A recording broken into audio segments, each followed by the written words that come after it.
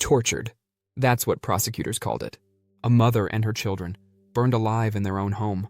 An arson attack so brutal, police said the crime scene haunted seasoned investigators, and behind it all, a gang of young men, led by a man named Zak Bolland.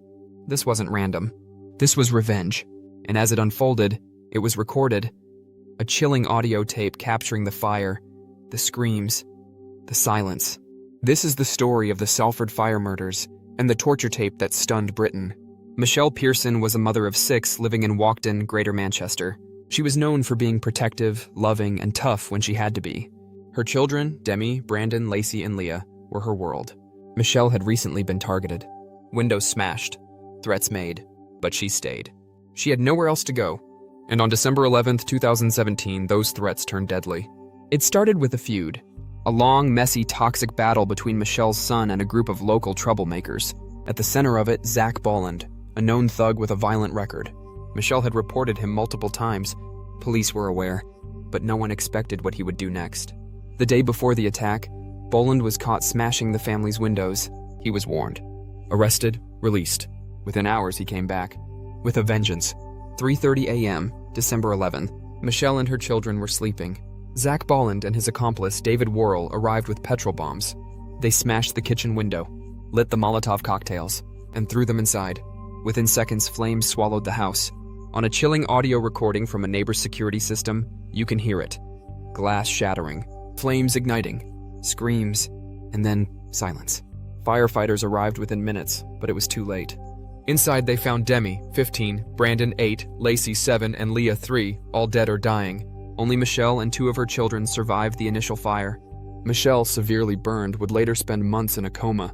She awoke to the news that 4 of her children were gone. The youngest, Leah, clung to life for 3 more days. She died in the hospital.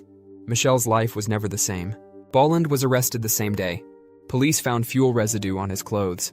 His phone pinged near the house minutes before the fire, and security footage showed him buying gasoline just hours before. Worrell and Bolland's girlfriend, Courtney Brierly, were also arrested. The motive? Revenge. Michelle's son had disrespected Bolland. The cost? An entire family destroyed. The trial began in 2018, and what came out in court stunned the public. The group had laughed about the fire afterward. Bolland was recorded saying, "I don't give a kick, they got what was coming." Brierly admitted she knew what was planned, but said she was too scared to stop it. The judge called it barbaric, a planned, cowardly attack on a sleeping family. The verdicts were swift.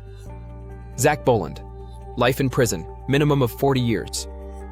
David Worrell, life in prison, minimum of 37 years. Courtney Brierly, 21 years for manslaughter, later reduced to 12 on appeal. But justice would take one more cruel turn.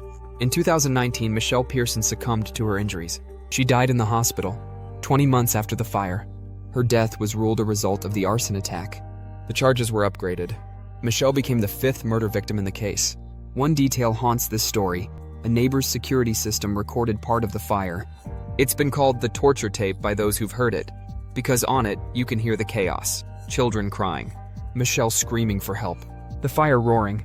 It lasts less than a minute, but it's unforgettable. Police never released the full audio to the public, out of respect, because no one needs to hear children dying. But jurors did, and they wept. This wasn't just a tragedy, it was preventable. Michelle asked for help. She reported threats. She pleaded for safety, but in the end, she was ignored, and her children paid the price. The Salford murders exposed major gaps in how repeat offenders are handled in the UK, and how domestic threats are often underestimated. Today, 5 headstones sit side by side in a Manchester cemetery, each one marking a life that should still be here. And Zak Bolland, locked away. Forever remembered not by what he survived, but what he destroyed. Subscribe to The Silent Files for more true crime cases that must be heard. Comment below, should the justice system have protected Michelle? Could this have been stopped?